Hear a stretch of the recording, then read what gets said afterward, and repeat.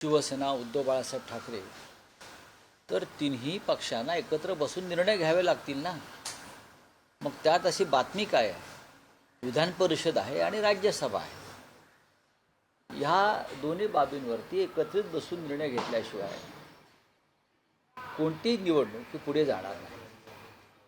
आणि त्या दृष्टीनं आमदारांची एकत्र बैठक घेणं, नेत्यांनी चर्चा करणं, या गोष्टी ओघानं आल्या.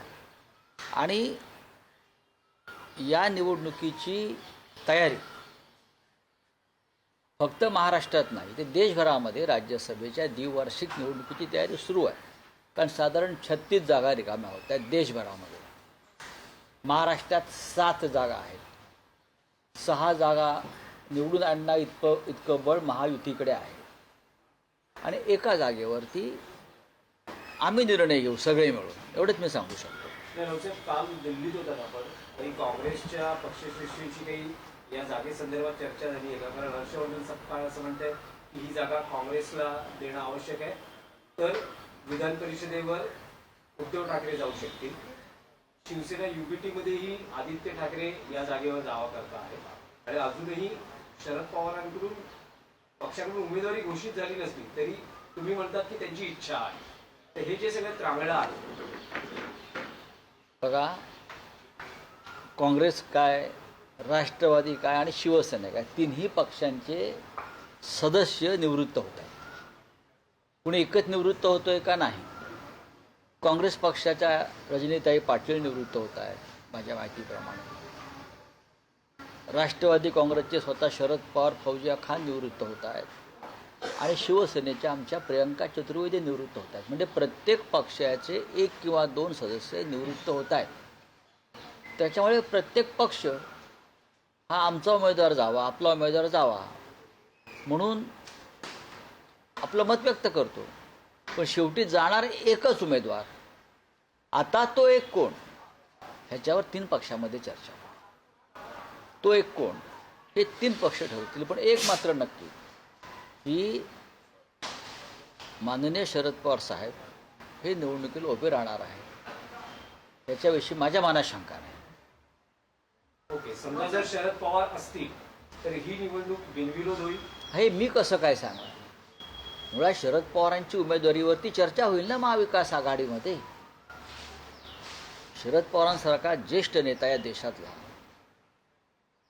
जेव्हा इच्छा व्यक्त करतो की मी अजून एक संधी घेणार आहे, तेव्हा त्याच्यावर 3 पक्षामध्ये चर्चा होईल आणि त्यानंतर आम्ही पुढे जाऊ.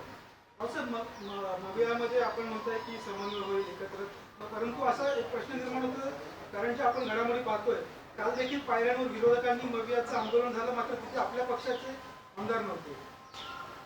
आणि असं काही महाविकास आघाडीमध्ये कुठली तडे किंवा मतभेद नाही आहेत.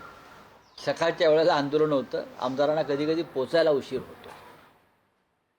आंदोलनामध्ये आमचे महेश सावंत दिसत आहेत, पहा तुम्ही.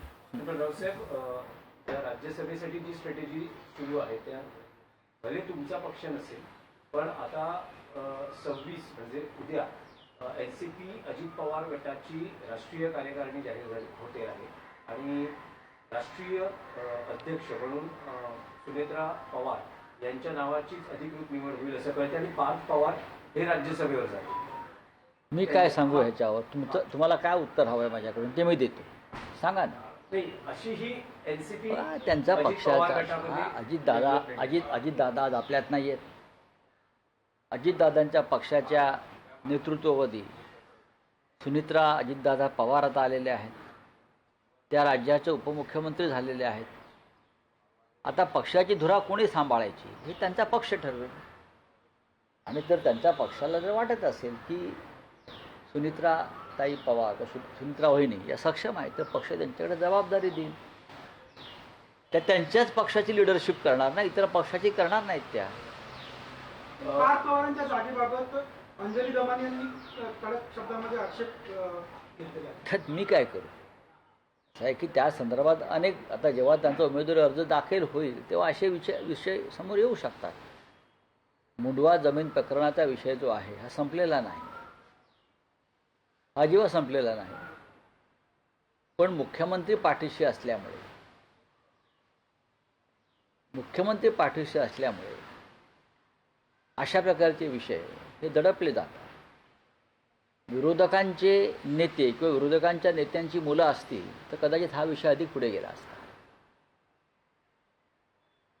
जरी त्यात तथ्य नसलं तरी त्याच्यामध्ये तो माल मसाला टाकून अशा खटल्यांना चालना दिली जाते.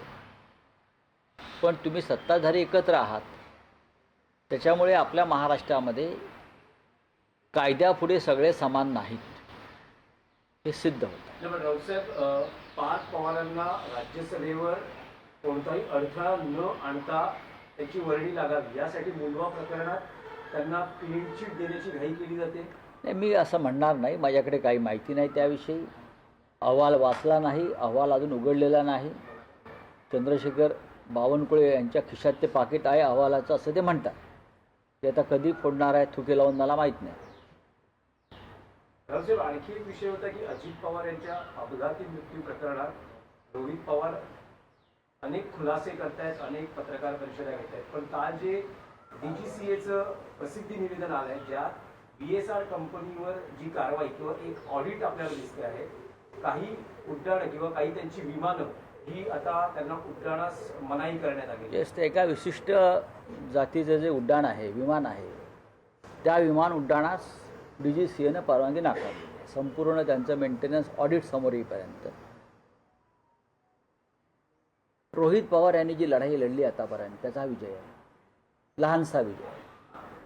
आणि यापुढे अजून एक मोठी लढाई ते लढतील असं मला दिसतंय. आज त्यांच्यात आणि माझ्यात या विषयावर चर्चा आम्ही करणार आहोत. मी सुद्धा काही गोष्टी समजून घेणार आहे. आणि मला असं वाटतं की कोणीतरी ही लढाई पुढे नेली पाहिजे. अजितदादांच्या निधनानंतर सगळे आजही ज्या पद्धतीचं मी वातावरण शोकसभेत पाहिलं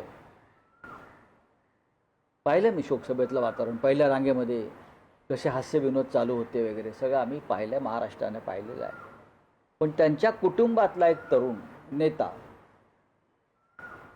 अजित पवारांच्या मृत्यूचं रहस्य शोधण्याचा प्रयत्न करतो आहे.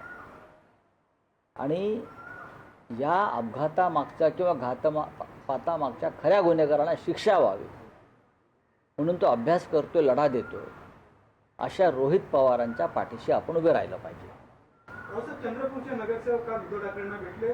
आपण हे सांगतात की वारंवार कारवाई होण्याची शक्यता आहे, त्यांना बोलावून घेतलंय. अशा परिस्थितीत काल कुठल्याही स्वरूपाची कारवाई न झाली, उलट ते म्हणतात की आम्हाला आशीर्वाद मिळाला.